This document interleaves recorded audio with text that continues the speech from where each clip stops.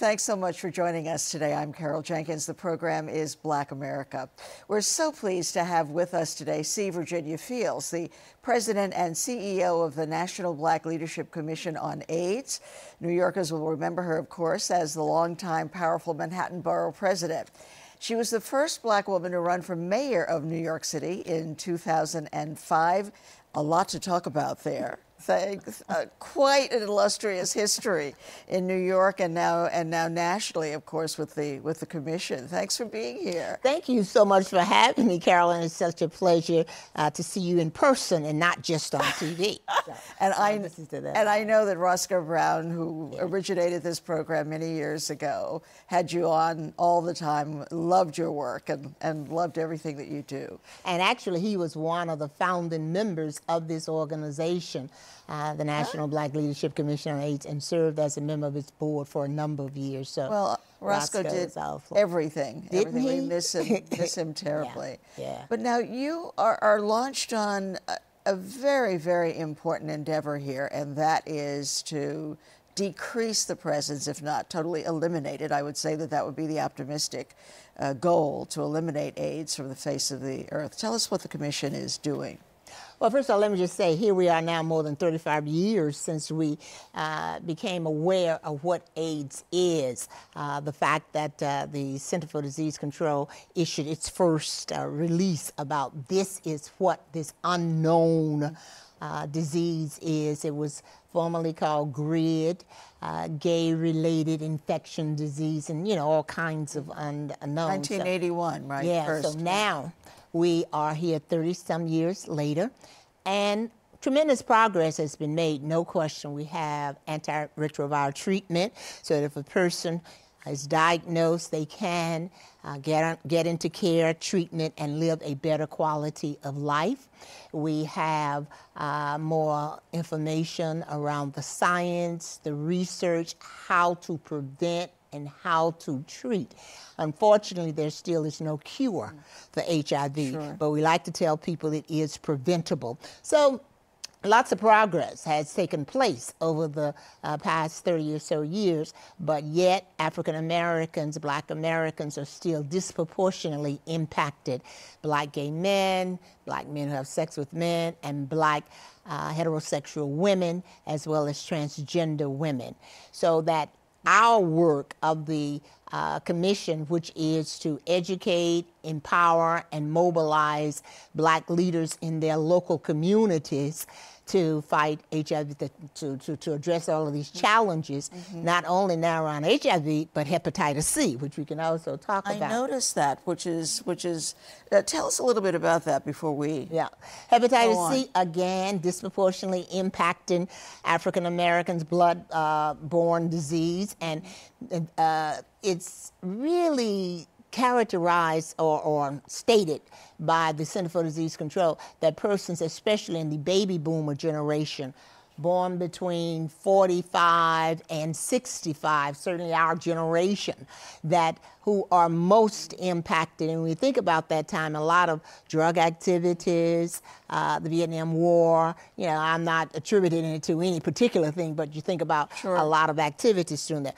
So now they are shown to have high levels and rates of hepatitis C. The good news about hepatitis C is that there is a cure. Hepatitis C can be cured. So if a person is diagnosed, they can go into treatment, and with advances, the treatment is nothing like what I'm told it was in the past. Right. It's tolerable, and you can be treated. Right. No, I have a friend who went through it and is successfully cured. Great. So that is it's a miracle drug. Yeah.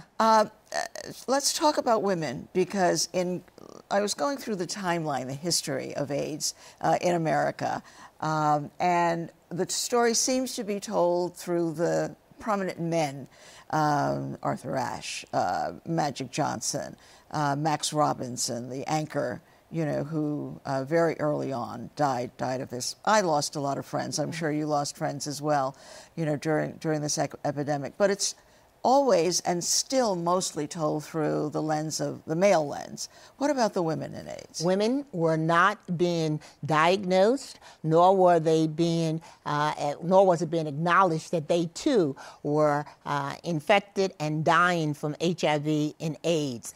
It was, even though they were presenting themselves or presenting the same problems in terms of what doctors were seeing, but they were perceived to be maybe loose, women on the street, prostitutes, and they were simply not given the attention and the care that they deserved. Of course, now there is a different focus on meeting the unmet and urgent needs of women who are impacted and or infected or living with, I should say, HIV. And in some communities, often rural communities, not just urban centers, the AIDS epidemic among women is just rampant.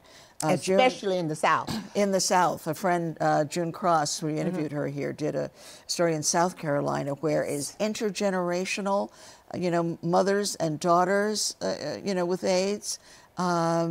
Just an incredibly ignored situation. Yes, and I've seen her documentary, and I think it is phenomenal, and we've used that as part of my organization's training in terms of what is still happening today.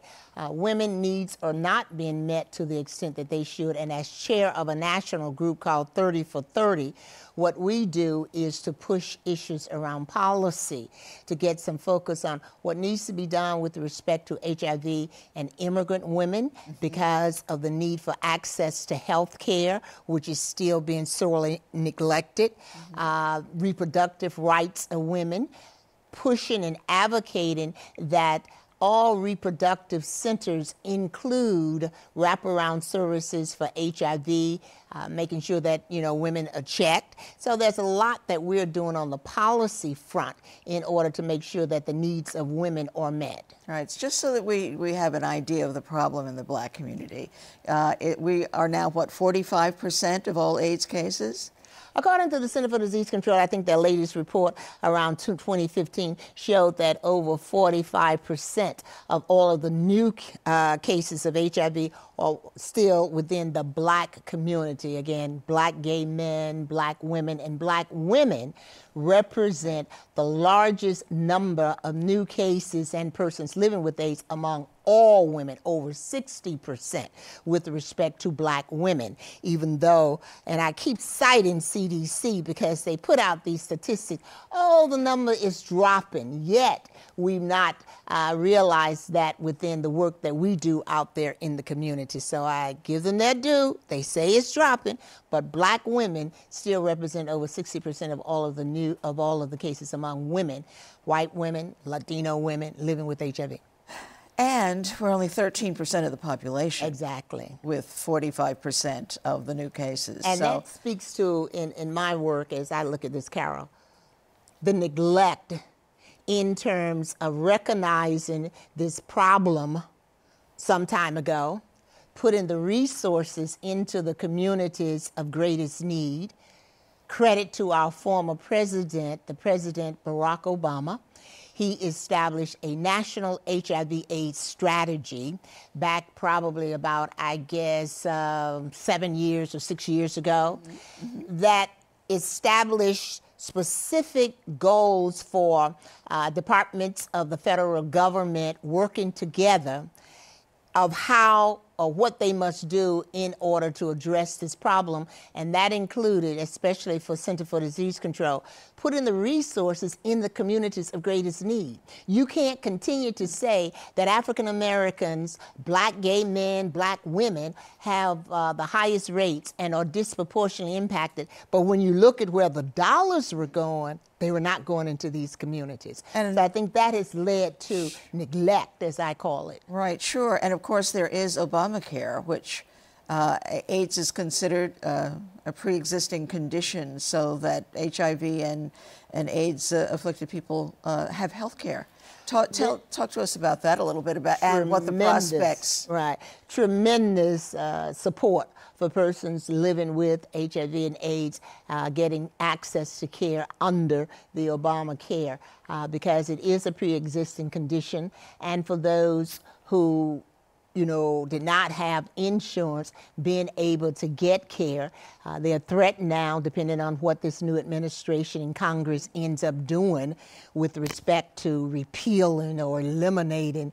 They want to fix, right? Well, we finally heard. Well, actually, they want to do away with it completely. But you finally heard the president say, what he should have said is that he never knew how duplicated right, that's true. Some others knew. That it was a complicated thing. Very complicated, right. So finally he's catching up with what others have known. But with respect to persons living with HIV, it has certainly been a godsend, and they have been able to access care and access to doctors and specialists. And that cocktail that's so effective, apparently, is a little on the pricey side.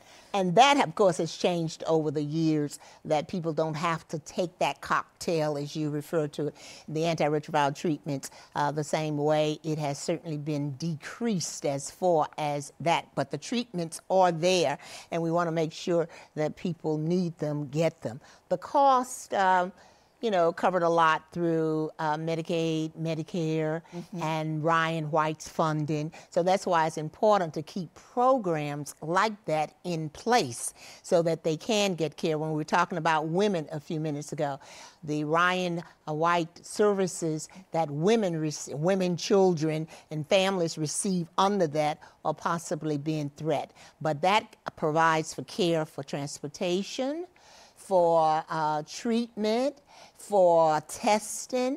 And if we eliminate that, talk about women in some of these rural areas, they would be sorely impacted. Right. So all of this is connected. It's connected, and we're at a pivotal point too. So we have to keep looking forward. Well, one of the initiatives that you have is the Breaking the Stigma, or Changing the Stigma. Talk to us a little bit about how you're trying to reach young people and women and people in relationships to negotiate this territory.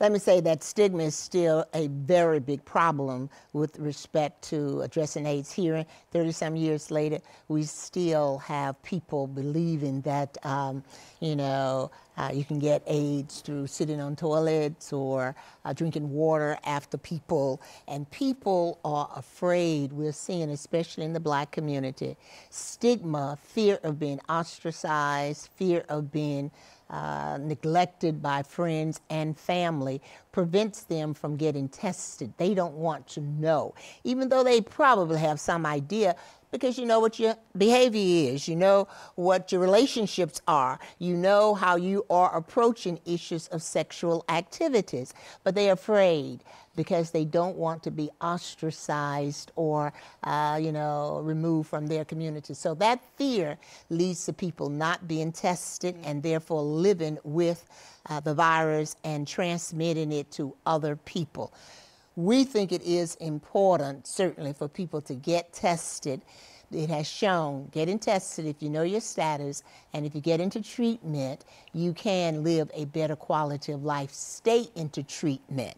You can live a better quality of life. So we're pushing getting tested. Our organization is engaged in testing throughout the country. We have affiliates in 11 cities around the country: Atlanta, Detroit, D.C., of course, New York, Long Island, upstate New York. And we are actively engaged in doing testing. We are an advocacy, policy, capacity building, training, leadership organization. We don't do treatment.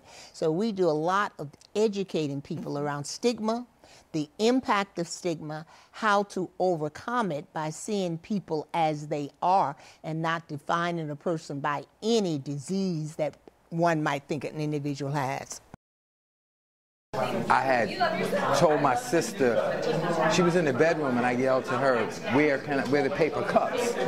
She came out the room and said, boy, if you don't get a regular plate and a regular cup, I will throw you out. Oh, that made me feel great. That was the start of my journey.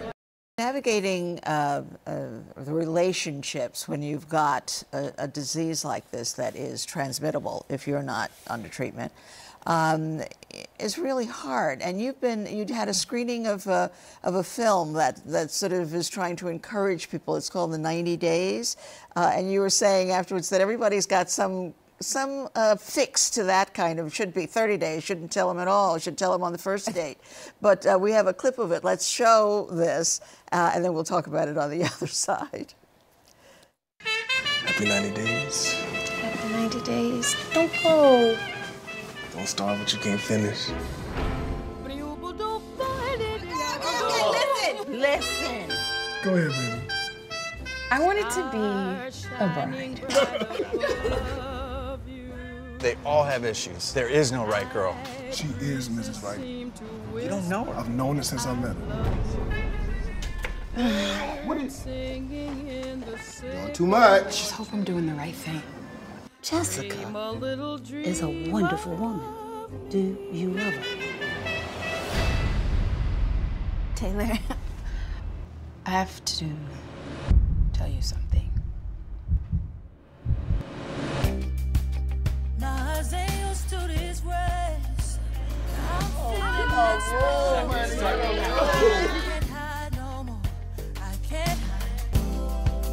Every part of me is beautiful, and I finally see I'm a work of art, a masterpiece.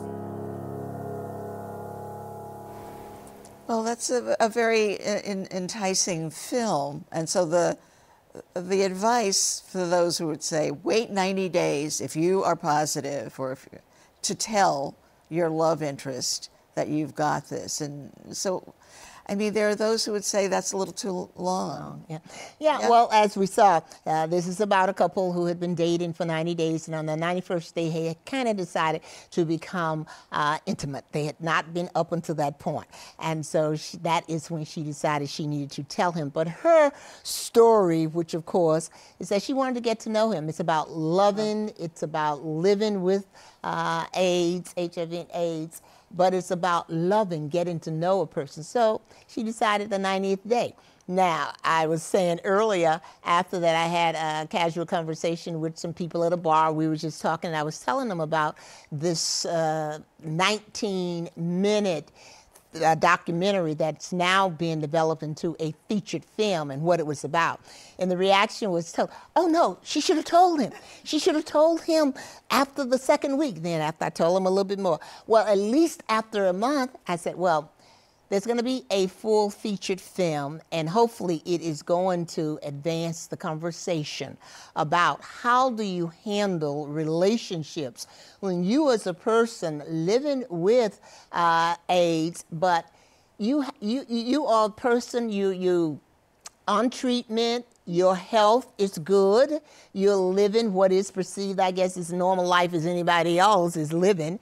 So how do you have those conversations? At what point, and how? And that's what that is about. And I think it will help in advancing this conversation, especially, again, Black women representing over 60% of all women living with HIV, and primarily it's through heterosexual relationships. Exactly. And I know that notice that you mentioned transgender women to make sure that they are covered as well, because this is, you know, when so many have no other option other than sex work, and then are at a higher risk, one might say, of contracting AIDS than others. Talk to us a little bit about the transgender. We are seeing a very high trend in that community, and my office is working with a group, the New York Transgender Advocacy Group, and we have gotten to know so much about the issues facing that population, the fear,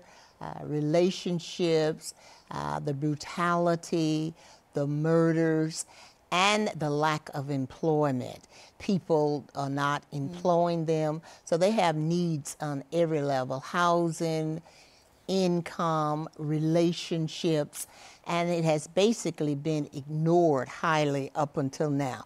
So what we have to do is, again, pay attention, get resources there, the same as we started earlier about the lack of resources going into the communities of greatest need. Let's not fall into the same trap and ignore what is happening right now among transgender persons and neglect them. So as part of the governor's plan, one of the things I wanted to mention is that here in New York State, we're very fortunate. Governor Cuomo 3 years ago approved a plan to eliminate or significantly reduce the number of new cases here in the state of New York by 2020. I think we started with maybe about 3,500 or so. So the plan is to significantly reduce, and it calls for 3 major areas. Getting people tested. That has been shown. If you get tested, you know your status, you get on treatment, you stay on treatment, then you can live a better quality of life. Getting people linked into care. Getting tested, and you know you're positive, then you need to be in care. And we have access to services certainly throughout the state of New York. And the third pillar to that plan is PrEP, pre-exposure prophylaxis, which is a relatively new phenomenon. It's a medication that a person who is negative can take daily, and it has shown to prevent the transmission of HIV. One of the issues is that it is very costly, it is very expensive. We're seeing some assistance through AIDS programs, but it is still very expensive. And so we're basically seeing white gay men taking more advantage of this drug. Those who can afford it. Right. Well, is it something that you see down the line that everybody might take?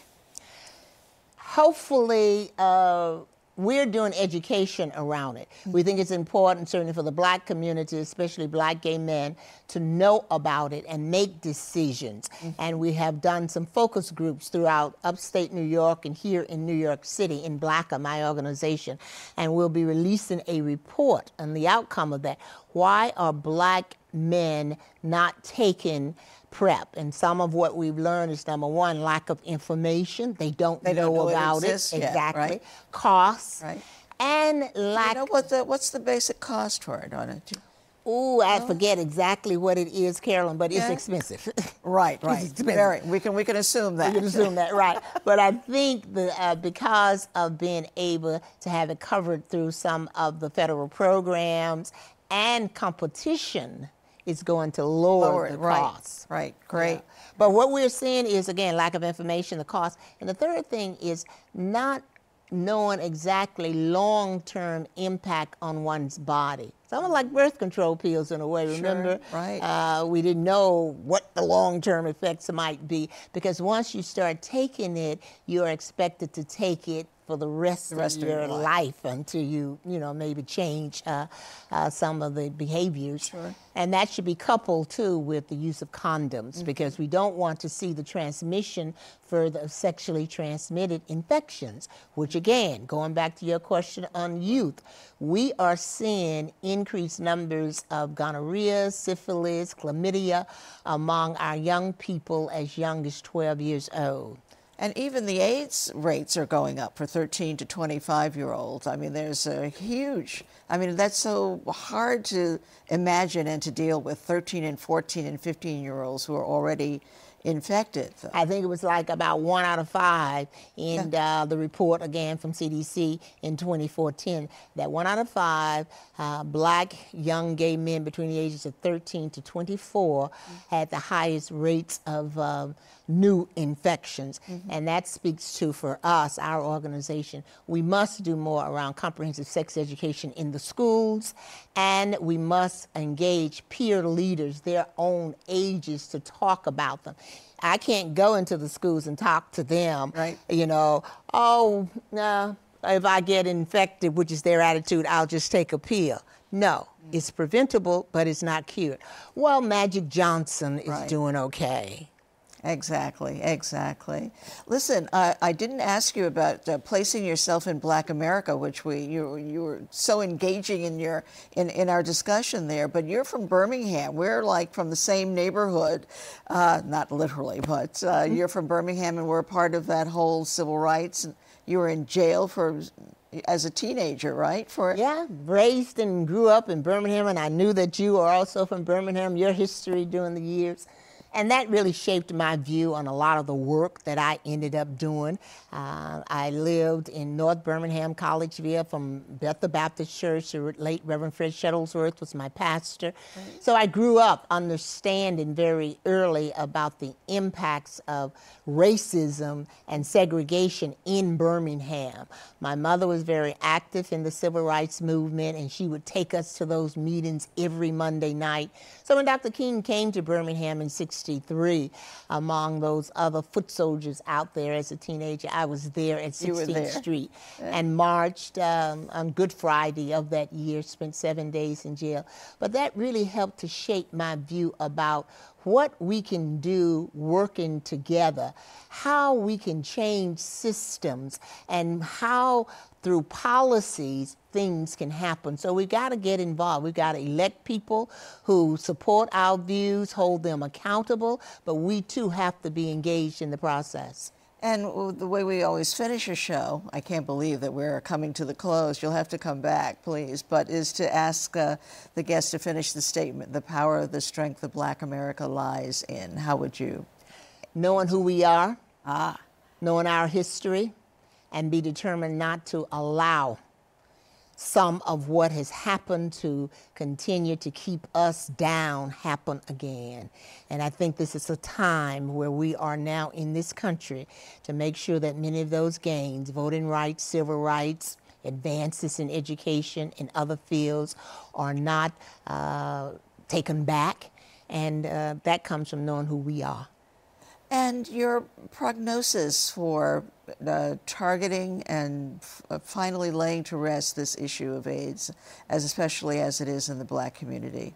Are you hopeful? Do you think it can be tackled? With what we know by way of the science, the research, and having the medicines, the medication, that is there. Our challenge is continue to do educate, and get our community tested. So through my work in BLACA, that's what we do, and I am hopeful. Okay, I'm so glad you're hopeful. That gives us hope. C. Virginia Fields, thank you so much for being with us here today. We enjoyed you so much. And thank you for the information. And thanks to you all out there as well for joining us. I'm Carol Jenkins. The program is Black America, and we'll see you the next time.